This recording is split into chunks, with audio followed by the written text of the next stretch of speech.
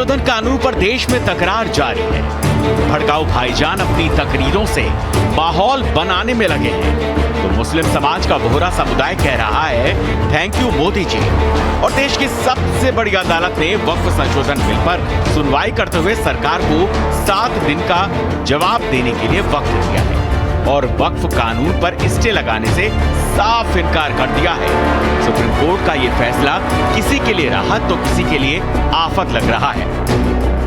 Legal battle तो हमारी continue रहेगी, हमारा प्रोटेस्ट भी कंटिन्यू रहेगा, क्योंकि सवाल सिर्फ पूरे लॉ के खिलाफ हम लोग हैं जो अनकॉन्स्टिट्यूशनल है और ब्लैक लॉ है, जो वक्फ को बचाने के लिए नहीं लाया गया है, जो वक्फ को लूटने के लिए, वक्फ को बर्बाद करने के लिए, छीनने के लिए लाया गया। कि जब भी कोई लेजिस्लेशन आता है तो उस पर रोक नहीं लगाई जाती। तो कोई बहुत विशेष बात हो उस पर रोक किसी प्रावधान पर लगा दी जाती है, नहीं तो रोक लगाई नहीं जाती है। बहस होती है, बहस में फिर सारी बात सामने आती है, फिर उसमें तय करते हैं कि अब आगे क्या करना है। देश की सुप्रीम कोर्ट ने साफ साफ निर्देश दिया है कि सरकार के पास 7 दिन का वक्त है जिसमें वो जवाब देंगे। केंद्र सरकार जब तक जवाब देती है तब तक कानून पर यथास्थिति बनी रहेगी, यानी कि जवाब तक संपत्ति की स्थिति नहीं बदली जाएगी। वक्फ बाय यूजर में कोई भी बदलाव नहीं किया जाएगा। नए आदेश तक वक्फ बोर्ड में कोई भी नई नियुक्ति नहीं की जा सकेगी। वक्फ कानून पर सुप्रीम कोर्ट ने स्टे देने से साफ इनकार कर दिया है। साथ ही साथ ये भी कहा है कि सरकार के 7 दिन के जवाब देने के बाद याचिकाकर्ताओं के पास 5 दिन होंगे जब वो अपना जवाब सुप्रीम कोर्ट में दाखिल कर सकेंगे। सुप्रीम कोर्ट अब इस मामले में 5 मई को अगली सुनवाई करेगा, लेकिन ऐसे में जुमे की नमाज को देखते हुए चप्पे चप्पे पर हाई अलर्ट जारी है।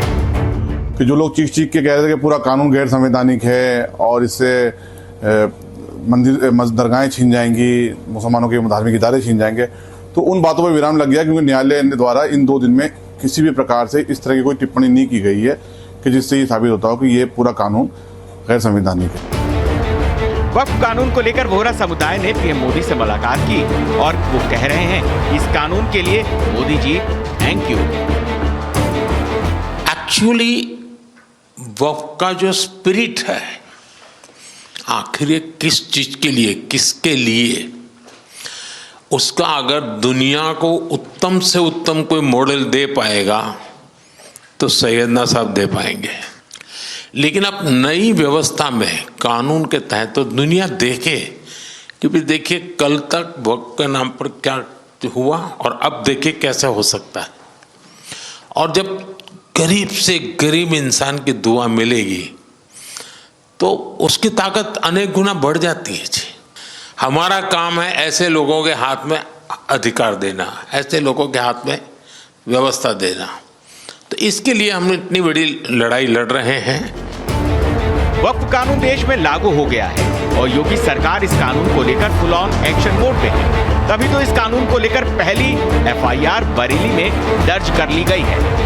इससे साफ हो गया है कि सरकारी जमीनों को फर्जी तरीके से वक्फ संपत्ति में दर्ज कराकर निजी लाभ लेने के लिए इस्तेमाल में लाया जा रहा था। अब पुलिस इस मामले में गंभीरता से जांच कर रही है और आरोपियों पर कड़ी कार्रवाई करने की तैयारी कर रही है। वक्फ पर नए कानून को लेकर देश भर में सियासत से लेकर सदन और सड़क तक तनातनी जारी है। कोई इसके पक्ष में खड़ा है तो कोई इसका विरोध कर रहा है, लेकिन अब देश के मुस्लिम समाज को तय करना है वक्फ वाली कुरीति को खत्म करने के लिए वो किस ओर खड़े हैं। वो रिपब्लिक भारत। वहीं बेल्जियम में हीरा कारोबारी यानी कि मेहुल चोकसी की हालिया गिरफ्तारी के बाद उस पर एक और मामले में शिकंजा कसने जा रहा है। सीबीआई ने कैनरा बैंक घोटाले मामले में उसके खिलाफ गैर जमानती वारंट जारी करने के लिए कोर्ट का दरवाजा खटखटा दिया है। देखिए इस रिपोर्ट में।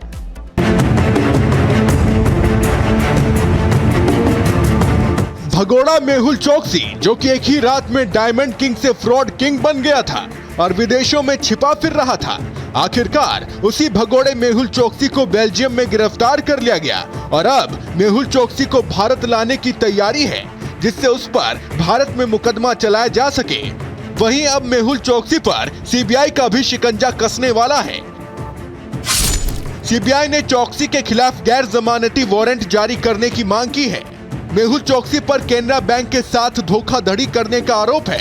बैंक के समूह ने मेहुल चौकसी की कंपनी को वर्किंग कैपिटल सुविधा के रूप में रकम जारी की थी। सोने और हीरे के आभूषण बनाने के लिए बैंक ने यह कर्ज दिया था, जिसके लिए बैंक ने 30 और 20 करोड़ रुपए जारी किए थे। लेकिन जांच में पता चला कि कंपनी ने रुपए का इस्तेमाल दूसरे कर्ज चुकाने में किया। साथ ही लोन से मिली रकम को दूसरी कंपनियों में डाइवर्ट किया गया। मामला सामने आने के बाद सीबीआई ने साल 2022 में केस दर्ज किया। इंक्वायरी के दौरान जांच एजेंसी को कोई भी व्यावसायिक लेन देन नहीं मिला, जिससे बैंक समूह को 55 करोड़ रुपए का नुकसान झेलना पड़ा। चौकसी, जो कि पंजाब नेशनल बैंक घोटाले का मुख्य आरोपी है, उसने सिर्फ पीएनबी को ही नहीं बल्कि दूसरे बैंकों को भी धोखाधड़ी के फेर में फंसाया था। गिरफ्तारी से बचने का खेल जो वो खेल रहा था, उसका अंत हो चुका है। भारत के अनुरोध पर चौकसी बेल्जियम में गिरफ्तार हो चुका है और अब बारी उसके भारत प्रत्यर्पण की है। We, as you are aware, based on our extradition request, he was arrested in Belgium. We are closely working with the Belgian side for his extradition to India so that he can face trial in the country.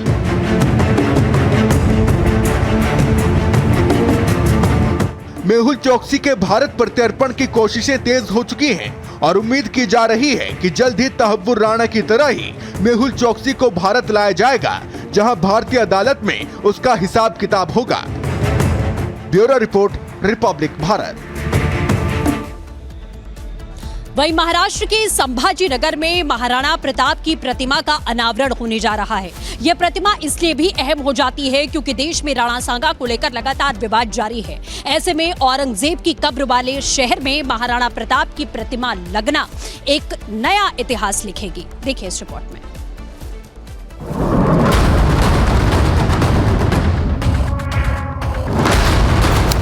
प्रतिमा बनेगी विरासत की प्रतीक।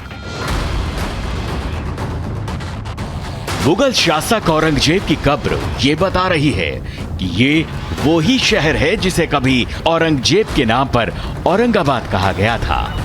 लेकिन वक्त बदलता है तो पहचान बदल जाती है। वैसे ही कल का औरंगाबाद अब छत्रपति संभाजी नगर के नाम से जाना जा रहा है। छत्रपति संभाजी नगर में अब इतिहास का एक और नया अध्याय लिखा जाना है। इतिहास के इस नए चैप्टर में राजपूताना शान है और महाराणा की छवि है। कभी मुगलों की विरासत का केंद्र रहा औरंगाबाद छत्रपति संभाजी नगर बनने के बाद एक और राजपूताना उपहार के लिए तैयार है। छत्रपति संभाजी नगर में लगेगी महाराणा की प्रतिमा। रक्षा मंत्री करेंगे प्रतिमा का अनावरण। सिडको के कनॉट प्लेस में अनावरण। जब देश में विरासत और इतिहास को लेकर तनाव हो, शक्ति प्रदर्शन की होड़ मची हो, गैर जिम्मेदाराना बयान रार की तलवार खींच रहे हों, ऐसे वक्त में विरासत का नया अध्याय ये बताता है कि बयार बदलाव की है और मेरा देश बदल रहा है।